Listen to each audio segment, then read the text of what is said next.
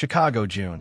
The day suffocated you with heat, so my dorm buddy, Sam, dragged me to a party at some indoor pool club downtown. I'd never seen anything like it. Calling it a scene of pure excess would be an understatement. The centerpiece of the dance floor was a sprawling aquatic playground, with colored lights inside water jets illuminating the women in their bikinis. The few scraps of fabric on everyone, men and women alike, barely concealed anything, leaving far too much to the imagination. The bass from the electronic music vibrated through the floor. Just as I was about to tap Sam on the shoulder and head out, I saw her. A woman completely different from anyone else there. Every step she took captivated me. She was wearing a pale green silk gown, holding a glass of red wine as she leaned against the spiral staircase. Words flashed through my mind. Elegant, poised, restrained, ethereal. She seemed like a goddess who didn't belong among mortals, yet also like a sprite poised to take flight. She was impossibly, flawlessly beautiful. I'd never seen anyone like her. I didn't want to disturb the perfect image she created, but then she seemed to glance in my direction. In that one look, I felt a lifetime pass. My buddy Sam saw her too and came over, slinging an arm around my shoulder. "Dude, don't even think about it," he said. "She's not in our league." I knew we were from different worlds, but I couldn't stop the overwhelming urge to know her name, to know everything about her. Who is she? It was the first time I had ever felt such a desperate need to get close to someone, to know them. Sam told me. Her name was Serafina Vance, the sole heir to the Vance Corporation. Most people just called her Ms. Vance. I had no idea why she'd be in a place like this, and Sam didn't either. Logically, people like her disdain these kinds of scenes. Maybe she was just bored, looking for a distraction. As if possessed, I started towards the staircase. Just as I reached the top step, a man in a black suit blocked my path. He was built like a linebacker, good half-foot taller than my own 6'1" frame. Just as I was about to try and explain myself, I heard a voice, light and clear, as melodious as a bird song. Let him through. She was sitting in the center of a large sofa, her gaze fixed on the wine glass in her hand, not even sparing me a glance. I took a seat on the couch nearest to her.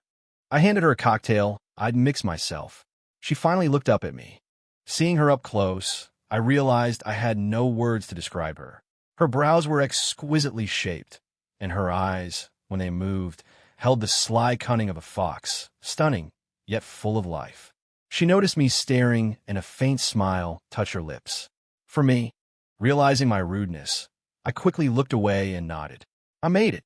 It should be pretty good, but I don't know if you'll like it." She set down her wine and picked up the glass I offered, taking a delicate sip. She smiled. "It's very good. Thank you." I smiled back. Imnoias. She lightly tapped my glass with hers. Her response was 2 words, spoken so softly I almost missed them. Serafina Vance. That was the first time I met her.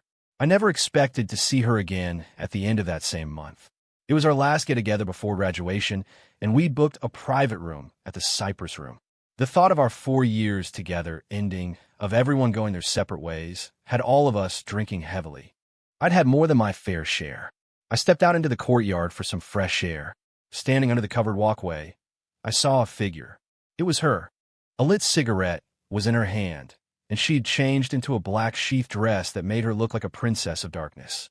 A tiny mole near her, I caught the light. She watched me for a moment before her lips curved into a slight smile. I knew she recognized me. I slowly walked over to her. "Small world. Here for dinner." She glanced at the cigarette in her hand, held it up for me to see, then brought it back to her lips for a slow drag. The smoke swirled around her for a second before vanishing, and as it cleared, I caught a light, fresh scent from her perfume. I stood with her in silence until she finished it. She offered me the pack. I waved it away, a smile on my face. "I don't smoke." She gave me a look, her tone teasing. "Such a good boy." She seemed about to take another one, pulling it halfway out of the pack before glancing at me and pushing it back in. I noticed a disposable cup by her side with what looked like 3 cigarette butts floating inside. "Are you here by yourself?" Serafina asked. "No, with classmates. It's our graduation dinner." I decided to take a chance. Have you eaten yet? Want to join us?" She studied me for a long moment, then suddenly smiled. "What was your name again?" I hadn't expected that she remembered me, but had forgotten my name. I told her again. This time, she seemed to repeat it silently to herself before looking back at me. Maybe next time. With that, she left. I stood there, wondering when next time would be. Later, when we went to pay the bill, the server informed us it had already been taken care of. We all asked around, but no one admitted to paying. Then a thought struck me. After my friends left, I went back to the server. Excusez-moi. The person who paid our bill. Was she wearing a black dress? I reconsidered. Someone like her wouldn't pay personally. Was it Serafina Vance? The server replied. It was an order from Ms. Vance's assistant. She said you were a friend of hers. Okay, thank you. It really was her. I asked about the total. It wasn't a small amount. It was nothing to her, of course, but I knew I had to pay her back if I ever got the chance. My post-graduation trip was all planned out. A month of volunteer work out west in July, followed by a tour of a few cities in August. My last stop was Seattle. By the time I got to the hotel, I was soaked to the bone. My flight back to Chicago was supposed to be that afternoon, but now I was stuck in Seattle. The announcement about the grounded flights came over the airport speakers while I was already searching for a hotel on my phone. The closest ones were all booked solid. I had no choice but to head downtown. Dragging my suitcase into the hotel lobby, I realized my white t-shirt was completely transparent, clinging to my body. I pulled a jacket out of my bag and threw it on. I ran a hand through my drenched hair. Hi, do you have any rooms available? I asked the front desk clerk. She gave me an apologetic look. I'm so sorry, sir, but we're fully booked. This was the third hotel I tried. With weather like this, finding a room was going to be next to impossible. Exhausted, I slumped down onto my suitcase and watched the torrential downpour outside. Feeling my damp clothes, I figured I might as well wait here for a bit. The lobby was quiet except for the sound of the rain, until the ding of an elevator caught my attention. I turned to see a woman in a dusty rose gown, followed by two imposing bodyguards in black suits. She was on the phone, her brow furrowed slightly as she looked outside. She walked past me towards the entrance. Just as I was debating whether to say something, she turned and called my name. Lau! A wave of pleasant surprise hit me as I scrambled to my feet. I couldn't believe she still remembered me. Yeah, hey, what a coincidence. She looked at my soaked hair, then glanced down at my clothes. Here on vacation? Yeah, but my flight got canceled, I said, scratching the back of my head, trailing off. No rooms, right? She saw right through my predicament. I wanted to refuse any help, but when I looked in her eyes, I got flustered. Suddenly, I didn't want to lie. I just nodded. Go up to my suite, get a shower, and change into something dry. She pulled out a key card and handed it to me. It's a penthouse. There are plenty of rooms. Pick one. I have to go take care of something. We can talk when I get back. All I could do was nod. I watched her push through the door, get into a waiting car, and disappear into the curtain of rain. Holding her key card, I went up to the top floor suite. There had to be at least 6 bedrooms. I didn't pry, just chose the one closest to the entrance. By the time I had showered and changed, it was already 6 o'clock. I looked at the key card on the nightstand. I decided not to go out, worried she wouldn't be able to get back in without it. I settled onto the sofa near the floor-to-ceiling windows and played games on my phone. When I heard a noise at the door, I quickly got up to open it. She paused, surprised, then looked up at me, a faint smile on her lips. I thought you'd have gone out. You left the key card with me. I didn't know when you'd be back and was afraid you wouldn't be able to get in. I stepped aside to let her pass. She smiled softly as she walked by, and I caught that same lovely, fresh scent. She tossed her clutch onto a corner of the sofa and went to the fridge, pulling out a bottle of water. I stepped forward and twisted the cap open for her. Her smile widened. Thanks. She took a couple small sips, then turned to me. Have you eaten? I shook my head. What about you? I don't eat much at night. Just give me a minute. She picked up her clutch and walked into the master bedroom. A few moments later, she reemerged with a matching shawl draped over her shoulders, having swapped her high heels for a pair of flats. Let's go. The restaurant downstairs. I already called and had them prepare something. I followed her to the restaurant. It was after 8, and only a few tables were occupied. But Serafina's arrival still turned every head in the room. The hotel manager personally escorted us to a private dining room, and someone quickly brought in a pot of fragrant herbal tea.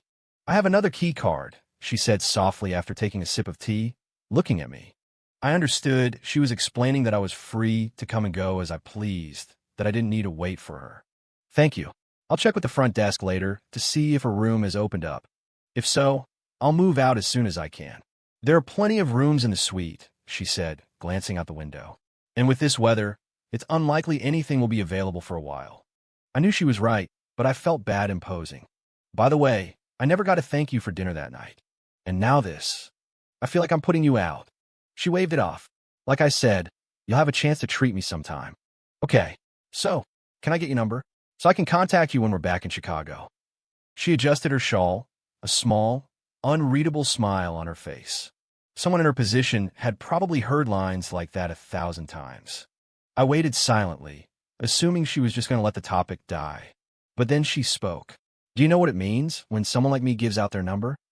What?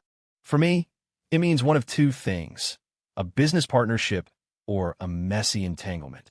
She raised the teacup, her lips glistening as she took a sip. I couldn't look away. So which one are you? Her question almost made me choke. I composed myself, forcing a smile.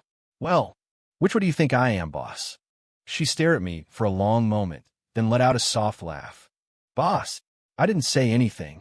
She took out a slim cigarette. I watched as she pinched the filter, and I heard a tiny click like something inside had snapped. The cigarette case was unlike any I'd ever seen, clearly custom-made. Noticing my gaze, she offered one to me. Want one? I shook my head. Just curious. She chuckled, shielding the flame with her hand. You really are a curious little thing, aren't you? The way she said it was so fond. Anyone overhearing would have mistaken us for a couple sharing an intimate joke. Dinner arrived shortly after. She ate very little, the only thing she finished being a small bowl of soup. By the time she'd smoked another cigarette, I was done eating.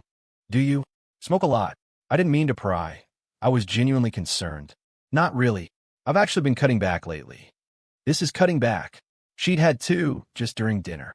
And I was pretty sure she'd smoked 3 in just a few minutes that night in the courtyard.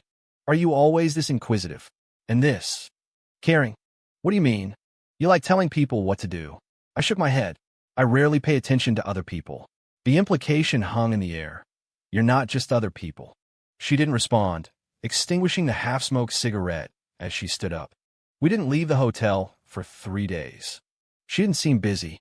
We'd find a movie and spend the day curled up on the sofa. She loved horror movies, but was terrified of them. Seeing her frozen in fear, too scared to even speak, was strangely adorable. On the 4th day, she left early, leaving behind a note. Her handwriting was elegant, yet carried a trace of boldness, just like her. Utterly captivating. I have something to do today. Just 6 words. No mention of where she was going or when she'd be back. But looking at the words she had written, stroke by stroke, I couldn't help but feel my heart stir. The weather was still gloomy, the rain relentless. As I watched the droplets trace paths down the window, I found myself for the first time enjoying a dreary, rainy day. At dinner time, I went down to the restaurant, as usual. The manager must have gotten used to seeing us together, because he had a private room ready for me. Thank you, but I'm fine out here. No need to go to the trouble. I politely declined his offer and ordered a few small dishes and a simple bowl of pasta. I had no idea how the meals were being billed, but I assumed everything was being charged to the suite, which meant Serafina was paying for my food and lodging. I just finished my pasta when a woman approached my table and started a conversation. I just smiled and shook my head. Serafina happened to walk in right at that moment. She didn't come over immediately, instead taking a long, circular route around the dining room. She timed it perfectly, arriving at my table just after the other woman had left. She sat down across from me. The manager quickly brought over a pot of her usual herbal tea, light and fragrant. What was your major in college? She asked casually, taking a sip of tea. I was surprised she was asking a personal question. It felt like a step forward in our relationship. I smiled. Computer science. She nodded, pausing for a moment before opening her clutch and handing me a business card. I took it, and my eyes went wide. It was the card of the general manager of Apex Innovations. Anyone in tech knew that company. But how could someone like me, with just a bachelor's degree, get a foot in the door there? It's a friend's company. You can go see him. I knew exactly what she was doing. She was using her connections to get me a job anyone would kill for her. But for some reason, my heart sank. I smiled and pushed the card back toward her. No, thank you. I appreciate the offer, but I'm not as passionate about work as you are. I already lined up a job at a small company before I left. I'm planning to start as soon as I get back to Chicago. She was still smiling.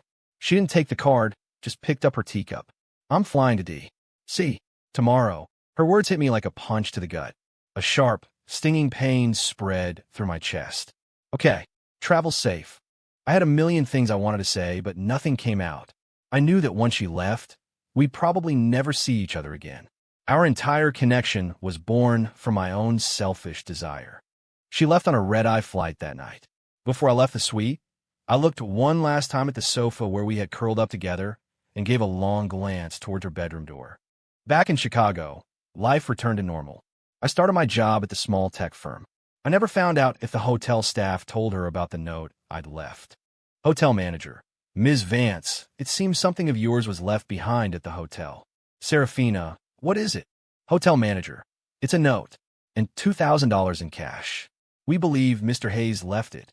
The housekeeping staff had found it on a table while cleaning the suite. Knowing who was staying there, they immediately reported it to the manager. Serafina: just get rid of it. The manager hesitated, but had to agree.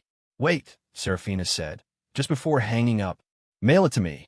Sitting in the back of her town car, Serafina stared at her phone, a slow smile spreading across her face. Time flew by. Before I knew it, it was Christmas. As if on cue, snow began to fall over Chicago, dusting the ground in a layer of white. I was sitting in a booth at some bar, scrolling aimlessly through my phone, the drink in my hand as tasteless as water. As I was leaving, my phone buzzed. I looked at the number, and my eyes widened. The last 6 digits were all 8s. I answered just before it went to voicemail. The other end was silent, just the sound of soft breathing. I knew it was her. Soha? I didn't use her full name. She let out a rare, soft laugh. In that instant, my heart felt like a watch gone haywire, ticking uncontrollably. I didn't ask how she got my number or how she'd been. We fell into an easy silence, as if we'd just seen each other yesterday. For someone in her position, finding a person's information was simple. Are you busy? Serafina's voice was a warm murmur. I stood in an empty space by the window, watching people walk by outside, my heart filled with joy. Not at all. Where are you? Want to come over? I can send a car. Okay. The car took me to a secluded estate in the suburbs. A massive, decorated Christmas tree stood in the yard, and not far from it, a bonfire crackled. She was sitting there, wrapped in a blanket, staring quietly into the flames. As I approached, her face, illuminated by the firelight, turned towards me. She looked calm, but I could sense she wasn't in a good mood.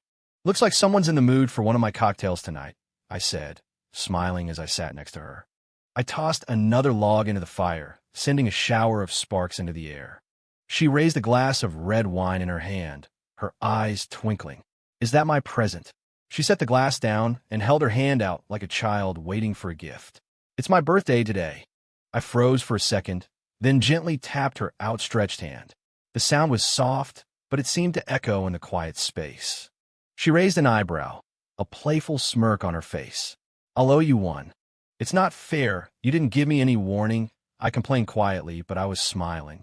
I couldn't believe I was getting to spend such an important day with her.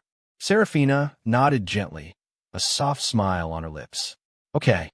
We stayed outside for about half an hour before heading back into the house. As she stood up, she swayed slightly, and I quickly reached out to steady her arm. She was smiling, and in the movement of her eyes, that little mole seemed to work a kind of magic, mesmerizing me with a single glance. I gently supported her as I walked her to her bedroom.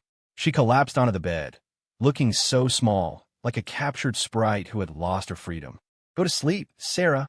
I'll tell you a bedtime story, I said with a smile, tucking the covers around her. She seemed to have shed her defenses, lying peacefully under the plush comforter with only her eyes visible, the light in them scattered like stardust. She looked a little drunk. If it's a bad story, there's a penalty, she murmured, her eyes slowly closing. Deal. I guarantee you'll be satisfied. Her breathing was light and even. By the time I finished one story, she was fast asleep. The next morning, I was woken up by the housekeeper. I had spent the night on the living room sofa. When I sat up, I noticed a wool blanket draped over me. Looking out into the yard, I saw her talking with two people in business suits. Clearly a work matter. A fur-trimmed capelet framed her face, making it look even smaller. She took a delicate sip of tea while listening to their report. When she turned her head and saw me, a smile touched her lips. She said something to the two men, who quickly departed. By the time I walked over to her, a full breakfast had been laid out. The story wasn't bad. I smiled and poured her a glass of milk, placing it by her hand. So, is there a reward? The reward is you get to have breakfast with me. I am deeply honored. I glanced at the time. I still had a while before I had to be at work. She noticed my glance and gestured to one of her staff. Have the car ready to take Mr. Hayes where he needs to go. Thanks for breakfast, Sarah. I should get going. I took 2 steps, then turned back. I thought about it, and I still need to say it. Happy birthday. It was rare to see her smile so brightly. She raised a hand in my direction. I knew she was reminding me about the gift I owed her. I smiled and raised my own hand, giving a little pat to the air. After that, I started seeing her more and more. She would invite me to dinner, and we'd talk like old friends. I'd share funny stories with her and take her to new places. Gradually, I started appearing with her at work functions, especially dinners with clients. Even though I didn't follow her social circle, I started hearing some nasty rumors. Once, I was with her at a pretty important dinner. I went to the restroom and overheard some guys talking about her. I heard the heiress is keeping a pretty boy, one of them sneered. Guess it wasn't just a rumor. He's got the looks for sure. Heard he's a fresh college grad. Must be great in bed. How else would he land her? They say she handed that multi-million-dollar Apex project to his friend, just like that. Didn't even blink. Probably slept his way into it. They call her Ms. Vance to her face, but who knows how wild she is behind closed doors. A shame we don't get a chance to. Before he could finish the disgusting sentence, my fist was already flying. When he saw it was me, he froze. I didn't give him a chance to recover, landing 2 more punches before the other guy managed to pull us apart. When I got back to the table, the 2 of them were sitting there silently. Serafina, at the head of the table, saw me and smiled faintly, leaning in to whisper, "Did some beauty distract our Mr. Hayes?" She always called me Mr. Hayes when she was teasing me. My anger had mostly subsided by the time I sat down. I smiled back, refilling her water glass. Just ran into a couple of clowns. Couldn't help but stare. The 2 men flinched when they saw me speaking with her. As the holidays approached, work suddenly got insane. My boss called me into his office specifically to tell me to go pick up my end-of-year bonus from accounting. I was confused. "Sir, I thought you had to be with the company for 3 years to get the annual bonus." My manager just laughed and clapped me on the shoulder. "Haven't you noticed all the huge contracts we've landed lately? It's a company-wide perk." "What? You're not happy about getting more money?" I tried to ask more, but he practically escorted me to the accounting department like I was a visiting dignitary. Thinking about the recent rumors, I knew what was happening. Someone had put 2 and 2 together. I'd been seen with her in too many places. It was impossible for there not to be some ripple effect. Someone was probably trying to curry favor by proxy. I pulled out my phone and sent her a message. "Leo, got a raise. Dinner's on me. Serafina. In that case, I'm ordering the most expensive thing on the menu. Leo, your gift is ready, by the way. I'll bring it with me. Serafina, I was starting to think you were going to bundle it with next year's gift." I laughed at the screen. "Leo, it took some time to get. Sorry to keep you waiting, Sarah. Serafina, we'll see if it was worth the wait." I had it wrapped in brown craft paper, tucked safely inside my backpack. When I took it out later at the Cypress Room, I saw her eyes light up. I knew she would love it. A belated birthday present. The moment she took it, she knew what it was. This isn't easy to find these days. She held the vinyl record, studying it for a moment before looking up at me. "I saw you had a vintage record player in your room once. I thought you might like this." She was genuinely happy. I could see it in the starlight of her eyes. It made me smile. "I'm in a good mood today. What do you want?" "Name it," she said with a playful wink. I smiled back at her. "Anything? You'll agree to anything." Her eyes crinkled at the corners. "Let's hear it." She was so clever, like a little fox deliberately showing its tail to tempt you, yet every word was measured with a businesswoman's calculation. "Let's eat first." I signaled the waiter for a bottle of red wine. I rarely drank, but I'd started to, mostly to keep her company. She saw this, and her eyes filled with amusement. Looks like Mr. Hayes got quite the raise. That's right. Do your worst and bankrupt me. We savored that meal, eating slower than ever before. By the end of it, she was pleasantly drunk. As I helped her into the car, she grabbed my hand. Leo, what do you want? After tonight, the offer's off the table. I looked into her hazy eyes and spoke seriously. Are you drunk? Will you even remember what I say right now? She smiled. It's fine. Nothing too serious. Okay, then listen closely. I leaned in, bringing my lips close to her ear, and whispered, I want your heart, your real self. Can you give me that? Serafina seemed to freeze. She was silent for several seconds before leaning back against the seat, the smile completely gone from her eyes. I gently settled her in, closed the door, and stood by the window, watching her car drive away. After that night, it was like she had completely vanished from my world. It was terrifyingly simple for someone to cut another person out of their life. Her world was like a fortress. Unless she opened the gates for me, I would never find her. My life went on. The time I spent with her felt like a dream. She had shown me another world, one I had never known existed. Her world.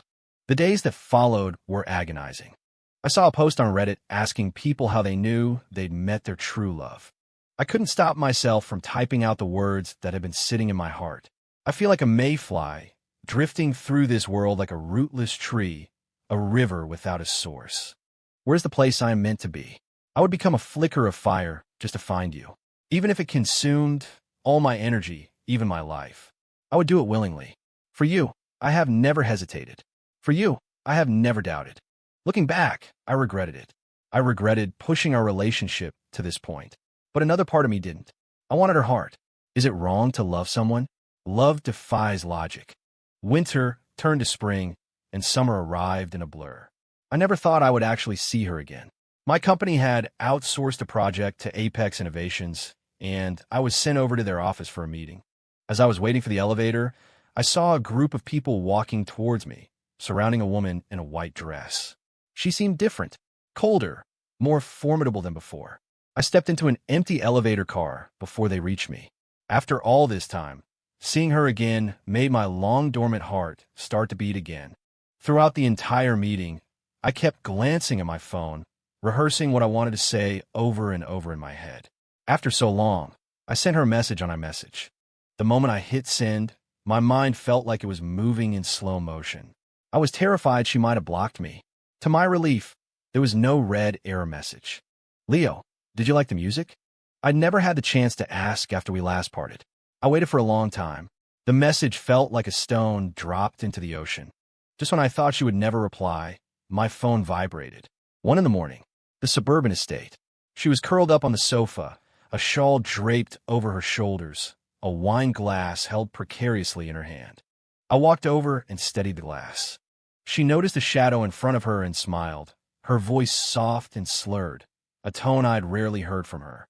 You could have asked for anything else. But that one thing, I don't have it. You're drunk. Let me help you to bed. I tried to pull her up. Instead, she used the momentum to pull me down with her. We tumbled onto the sofa, and I instinctively shielded the back of her head, my arms wrapping around her. She looked up at me, her eyes glistening with moisture. A wave of defeat washed over me.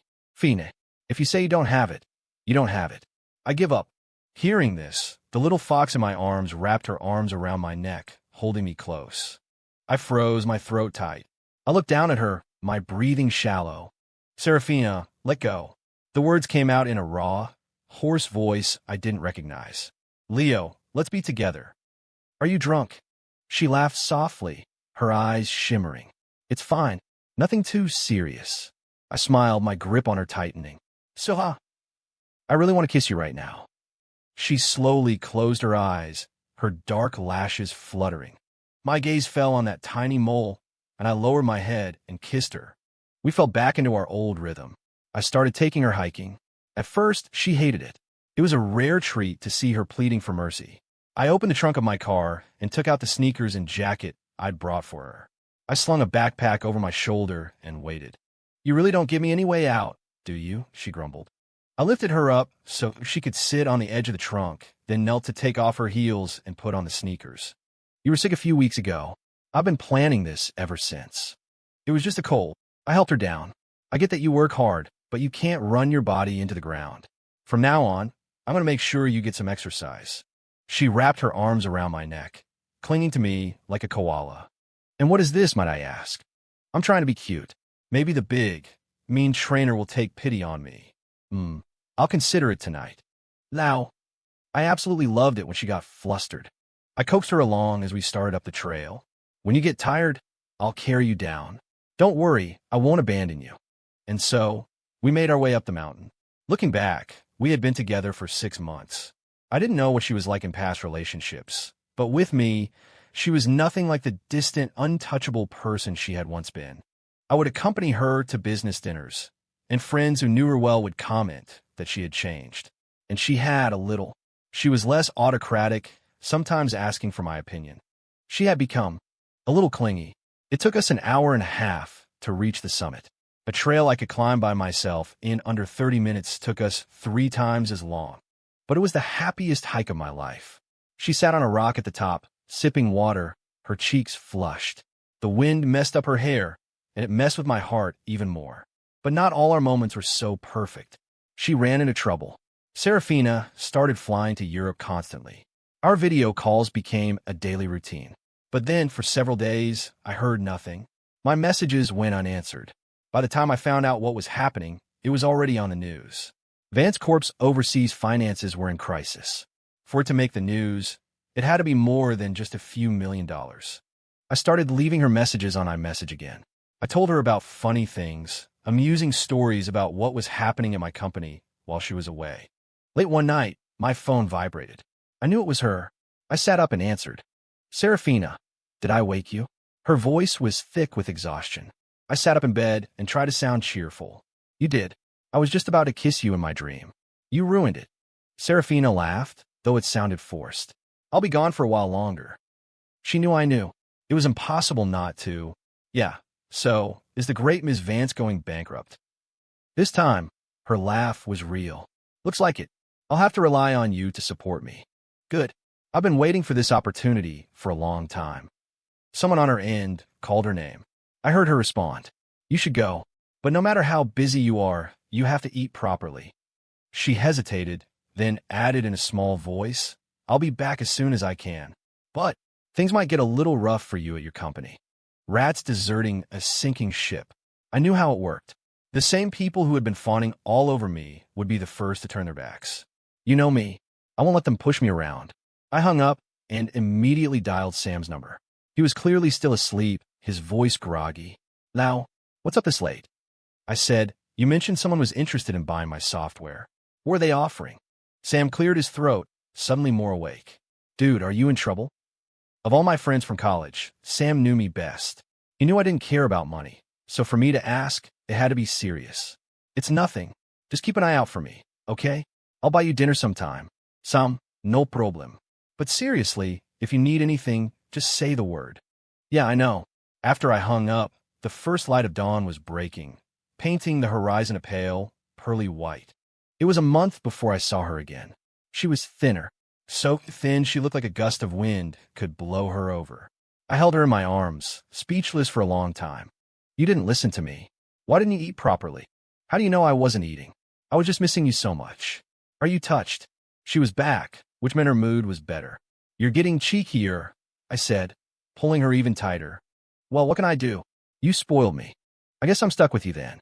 Before I could say more, I noticed a man standing behind her, someone I'd never seen before. Serafina let go of me and took my hand to introduce us. But before she could speak, the man extended his hand. Donovan Sterling. Sarah has told me a lot about you. Sarah, such an intimate name. I'd never heard anyone call her that. It was always Ms. Vance or the heiress. I put my arm around her waist and shook his hand. Leo Hayes. Thanks for taking care of her on the trip. You must be starving, right? I gave her an affectionate look, then turned back to him. Why don't we get some food? I had to admit, Donovan Sterling had an air of class about him. Dressed impeccably in a European style, not a hair out of place. I'd been to Apex Innovations so many times, but this was the first time I'd met the man himself. When we arrived at the Cypress Room, The food was already on the table.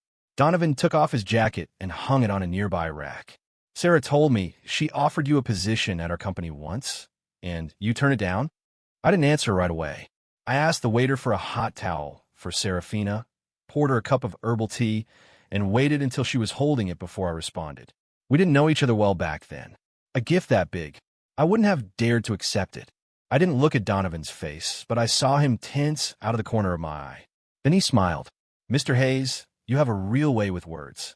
I wasn't sure if he was referring to what I called Serafina or my compliment to his company. I just smiled. Serafina took a sip of tea. He wasn't being polite with me. He's just not as obsessed with work as we are. Indeed, it's rare to meet someone like Mr. Hayes. Donovan was smiling, but there was no warmth in his eyes. I avoided looking at him. The man reeked of corporate ambition. Every word and gesture was laced with a businessman's calculation and suspicion. I had no idea how Serafina could be friends with him. After dinner, I took Serafina home. She was exhausted and fell asleep in the car. I carried her straight to her bedroom. Just then, my phone rang. An unknown number. Not wanting to wake her, I closed the bedroom door and stepped out onto the balcony. Hello, who's this? The person on the other end cleared their throat. I frowned. It was him. Mr. Hayes, this is Donovan Sterling. I glanced back towards the bedroom. Yes? Is there something I can help you with? Is it a convenient time for you to talk? He was still probing. I suppressed my irritation. She's sleeping. Go ahead. I was hoping we could meet tomorrow, just the two of us. There are some things I'd like to discuss with you. I rested a hand on the cool metal railing. Fine, text me the address. The text arrived the second I hung up. I didn't look at it. Back inside, I wrapped my arms around her as she slept fitfully. I kissed her forehead, tucking a stray strand of hair behind her ear. You've been through so much, I whispered. She nuzzled against my neck, curling into a little ball. I gently rubbed her back, and I felt her body slowly relax. When I pushed open the door to the private room, Donovan Sterling was already there. The air was filled with the scent of rare, single-origin coffee. I sat down across from him. Mr. Hayes, do you like coffee? He asked, pushing a cup toward me. I'm not picky. You seem like a very easygoing person, Mr. Hayes. His words were polite, but I couldn't help but smile. What's so funny, Mr. Hayes? I'm not a woman. How could you possibly tell if I'm easygoing or not, Mr. Sterling? I had no desire to sample the coffee, but I had no idea what his game was. I picked up the cup and took a small sip. I asked you here, Mr. Hayes, to talk about Sarah, Donovan began. I didn't interrupt, letting him continue. These past few months abroad have been incredibly difficult for her. Knowing her, she probably hasn't told you any of the details. I set down my cup, my voice calm. Mr. Sterling, if you have something to say, please say it. You don't need to test me. Fine, I won't beat around the bush. I want to ask you, with everything that's happened to her, what can you possibly do to help? I know you help her a lot to get her back here, I said, pausing. But how can you be sure you'll be so lucky every time? Apex Innovations isn't just your company. I'm sure you faced a lot of pressure over this. Mr. Hayes, you are incredibly naive. One chooses an opponent who is an equal. What do you possibly have to fight me with? Donovan's eyes were filled with contempt. I shook my head and smiled. Mr. Sterling, you're mistaken. I have no intention of fighting you, or anyone else. I love Serafina, not because she's part of the Vance family, or for any other reason. I just love her. Whether she was part of Vance Corp or not, I would love her. As you said, maybe I can't help her much in that world, but I can give her everything I have. How much can you truly give? Having said my piece, I stood up to leave. And do you have any idea what she's had to endure? I sat back down and let him finish. You don't understand people like us. In your eyes, we're contemptible. And frankly, we feel the same way about people like you. I cut him off. Mr. Sterling, if you're looking for someone to complain to, I'm afraid I don't have the time. He poured a fresh cup of coffee, his expression unreadable. Maybe you don't care about her status, as the Vance heiress or just as Serafina. People like us. To put it nicely, we stand at the top of the pyramid. Do you really think she can fall from that pedestal? Even if she could accept it, could you stand by and watch her bow down to the very people she used to look down on, just to save her company? To have everyone mock her, everyone trample on her? Would that be fine with you, too? For us, the only way is up. I was silent for a moment. He had struck a nerve. I had no rebuttal. After a long pause, I looked at him squarely. Mr. Sterling, thank you for telling me this. But I'm sorry, if she needed me to leave, I would. I don't need you to remind me of my place. Also, Serafina is my girlfriend. I will take care of her. And I believe that, given your relationship, if she truly loved you, she would have been with you a long time ago. So I hope you will also be mindful of your own position and not cause her any more trouble. Not long after, Serafina started traveling abroad again. The situation at Vance Corp was more complicated than it seemed. The financial strain was worsening, and the company began mass layoffs. The exhaustion on her face grew deeper by the day. Sometimes, I did wonder if a strategic marriage was the only way to solve her problems. I even brought it up indirectly with her once. She told me that there are always problems. If she used marriage to solve this one, what about the next one, and the one after that? I was surprised by her resilience, by the incredible strength she possessed. I even joked with her, "Sarah, you seem different than before." She thought for a long time before replying, "Yes, I think I'm a little different. It's like, when you're by my side, I'm not as scared anymore."